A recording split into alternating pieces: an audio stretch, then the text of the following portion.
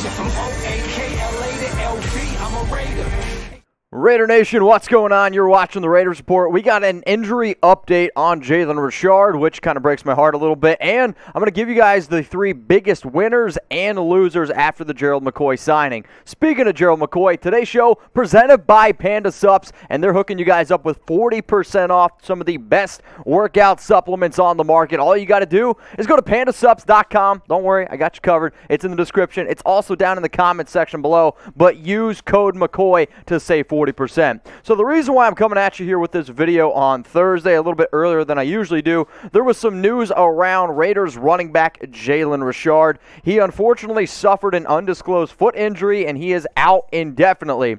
This would be very frustrating for Richard and for probably even the Raiders, considering the fact that his very first practice was on August 2nd. Remember, he was sitting out on the COVID-19 reserve list, and now he has suffered this undisclosed foot injury, which could actually ultimately end up getting him cut. I mean, let's face it, he's the third RB on this roster, scheduled to make over $3.5 million. If you end up moving on from him, you can actually save about $2.38 million. And he's a good back. He's going to be in the probably 2-minute drills where he would have made the biggest impact for this football team.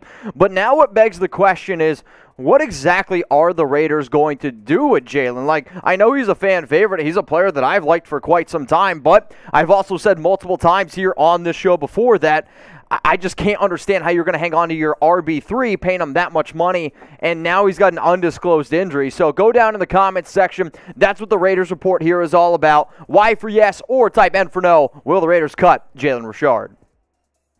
Yeah, I think you just kind of have to, right? This is just one of those situations where if you don't know exactly when you're going to get him back, that's going to be a major eyesore, especially with one of the biggest things the Raiders tried to do this offseason is make sure that Josh Jacobs, Kenyon Drake, they're going to be ready to rock and roll near the end of the season, especially Jacobs, because he's been battling some injuries. So with the update to Richard, the number one name that comes to mind for me is Trey Regis, and this has been a player that I gave 2 chucky heads in terms of making the final 53-man roster earlier in the week. I might honestly bump that up to 3 chucky heads now. He's been looking really freaking good. 5'10", 230-pound UDFA out of Louisiana. I know he's a raging Cajun, but he's been raging on in training camp, which is like what I like to see. But 131 carries, 758 yards, 10 touchdowns last season. But that big bowling ball figure with the injury to Richard might actually end up really helping this young kid out, make that final 53-man roster. So when I was a kid growing up, if somebody said no balls you won't, I did it. So subscribe to the Raiders Report. No balls you want. We just crossed 80,000 subs. I want to get to 81,000 subs. And one of my favorite players of all time is Tim Brown. So I want to be able to make a deal with y'all. If we can get to 81,000 subs by the end of the month, I'm going to start off some random show with a shotgun of beer, and we're just going to have a good old time. I'm ready for the season to start, and if that's something you want, hit that sub button. No balls you want. All right, y'all. So one of the next things we're getting into now is around Gerald McCoy. Obviously, he was signed if you didn't see this, and you definitely don't subscribe to the Raiders Report. Did a show yesterday, literally right when the news broke, and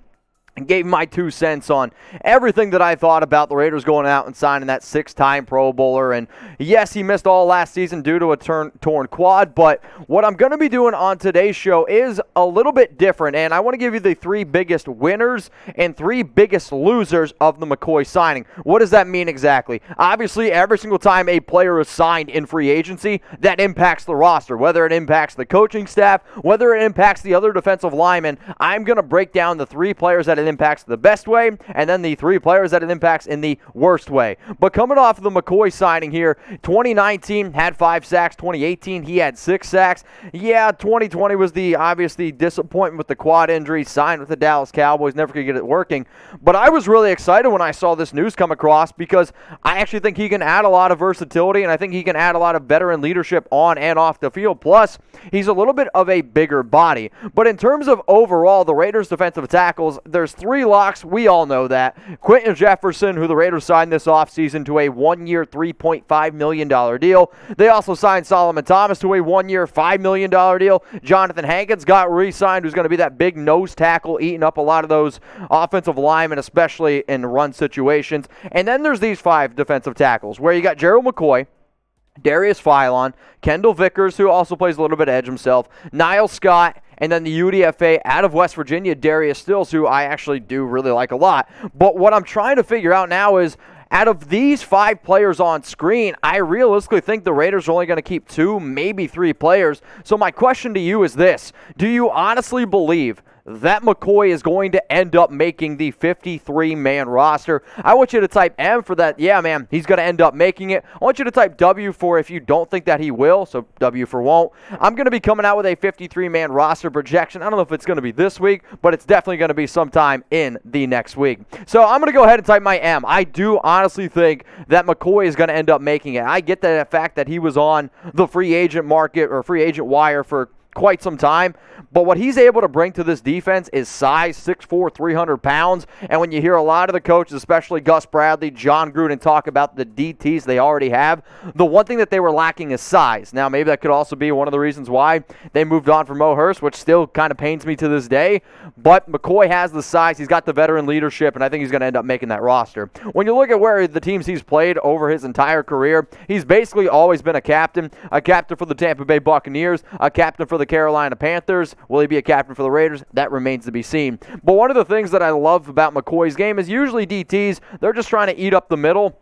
The thing that I actually really like about his game his entire career is also his ability to get after the quarterback. In 2019, he had 5 sacks, 2018, 6, but realistically, every single year that he's been on the field, he's gotten at least 5 sacks, which is definitely something that you're looking for from the DT group, and especially for the Raiders, because it's definitely been one of our biggest weaknesses, if you will, overall in terms of getting after the quarterback. That's also why I think he's going to make it. He's going to help this team get after the quarterback. So if you're trying to put Mahomes on his backside, you're trying to put Justin Herbert on his backside, and for whoever the hell plays for the Broncos, I don't really care. I'm not too worried about them. But anyway, you're really just trying to really help get after the quarterback. So in terms of the biggest winners here, I have them ranked 1 all the way down to 3. Gus Bradley, I believe, is actually the biggest winner in this signing simply because of when you look at the Bradley defense, you're going to use a lot of defensive tackles. You're going to use a good rotation. So when people ask me, who's going to be the starting DTs, I actually don't really like that question for Bradley in this defense because you're going to see them switch in and out just constantly. They don't blitz a lot. Bradley over the past 5 seasons has basically been bottom 5 in blitz rate. So the more fresh faces, the more fresh, and we'll say capable bodies on that defensive line is going to be good things for this Raiders, which also means it's going to be very, very good for Gus Bradley. Speaking of good and speaking of Gerald McCoy, I got an awesome deal set up here with Panda Sups. Use code McCoy at pandasups.com. Get your hands on some fat burners. So all these products, they've been selling out so damn well that right now fat burner is like the only thing available. Usually $59.99. Now we're going to get it to you for $35.99. This stuff, you take a scoop of it, it's going to wake you up. It's like the amount of caffeine compared to like 3 cups of coffee. But the thing that I absolutely love about Burn and then their brand new product, it's called Cuts. It comes in a pill. You pop one of these things and imagine being able to burn like an extra 250 calories just sitting at your desk at work. That's what this stuff does. I take it literally before every single one of my workouts. That way I can sweat a little bit more to get the most out of my workout. But if you're out there just trying to lose a few pounds, I had a Raider fan message me about a month ago that said he's been using Panda Sup stuff and he's lost 50 pounds in 3 months. I'll try to find the picture and be able to show you guys on my live show, but this stuff, it really, really works. Maybe Trent Brown should have gone out and gotten it. So the reason why we're breaking this down again is because Gerald McCoy signed with the Las Vegas Raiders on Wednesday night, came in, made a show, and a lot of people have been asking me, all right, man, who's the biggest winners, who are the biggest losers? Let's go to the second biggest winner. It's the edge rushers, Yannick Ngakoue, Maxx Crosby. I love that Max and actually, a few Raiders players went on the Raiders IG and started, putting the fire emojis, welcome to the team. Let's face it, it's going to help. When you have a big guy up the middle, he's going to take respect away, and he's going to take other offensive linemen, which is going to lead to more one-on-ones for Crosby. Ngakoue, honestly, it's even going to help somebody like Cleveland Ferrell, who might not have to play on the inside as much and can stick out on the outside and maybe get after the quarterback. At the end of the day, Raiders need to get after the quarterback. So I don't play a lot of Madden, y'all, but if Madden, I guess I was going to say if Madden came out, that doesn't make any sense. Gerald McCoy, I want you to rate him from a scale from 1 to 100, just like Madden. I know they got all these Madden ratings coming out. So how good is McCoy? 1 to 100. Go down in the comments section and let me know. The last winner here is Johnathan Hankins, and the reason why I have Hankins is because realistically, he's really the only other big-body defensive tackle on this Raiders unit. 6'3", 340 pounds. A lot of the other DTs on the team, Solomon Thomas was a little bit undersized. Darius Stills is a little bit undersized. Kendall Vickers is a little bit undersized, though he's strong. But if you're Hankins, he's going to still be that number one guy to be that run stopper, but I can imagine that helps him out a little bit, especially because he's another big DT. Now, if y'all made it this far in the video, know that I appreciate you.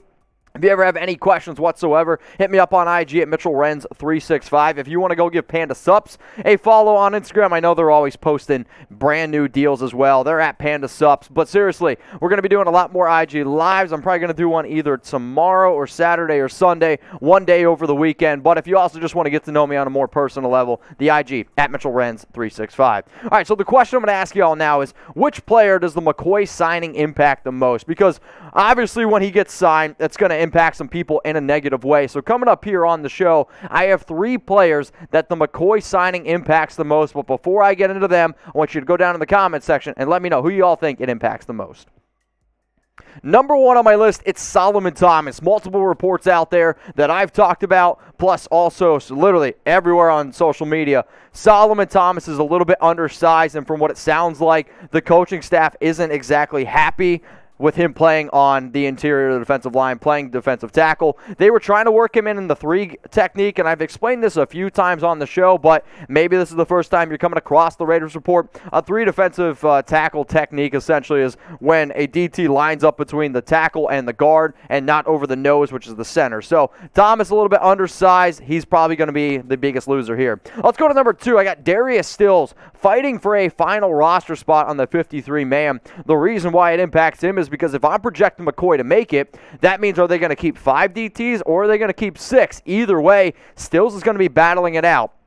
He's been having a nagging injury. He missed the first few days of practice at training camp, but this has been a player that since the Raiders signed him as a UDFA, I have liked him a lot. You hear coaches say the right things about him. I want him to make the team, but you have to face it. He is a loser here. The other loser is Darius Fylon. Now, Fylon, I don't think is as big of a loser as Stills because Fylon's been getting more work with the first and second team unit at Raiders training camp over somebody like Stills. Plus, Gus Bradley has that connection with Fylon back in 2018, back in 2019 when these guys were working together. Actually, I think it was 2017, 2018. But regardless, was working with Gus, and he's actually been very good in the past. Plus, Bradley knows that he's going to be able to bring some fire, going to be able to bring some extra rushing ability and getting after the pass ability where he's maybe not 100% sure what you're going to get from Darius Stills. All right, y'all, so those are my 3 biggest losers by the Gerald McCoy signing. If you made it this far in the video, I appreciate you. If you could, go ahead and like it, because if you like the Raiders, then hopefully you like the Raiders Report.